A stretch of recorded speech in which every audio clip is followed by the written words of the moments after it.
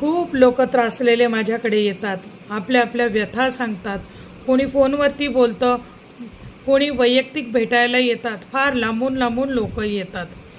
कुणी बऱ्याच ठिकाणी जाऊन फिरून त्यांची फसवणूक झालेली सुद्धा लोक माझ्याकडे येतात आणि उपाय मागतात.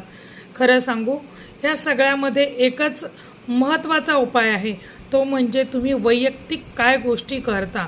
तुमच्या कुलदेवीला तुम्ही किती तिची सेवा किती करता, तिची कारण की तुम्ही जर का आता लक्षात घ्या, सोपी गोष्ट, तुमची आई आणि तुमची मावशी याच्यामध्ये तुमच्या जवळचं कोण असतं, तर आई असते ना.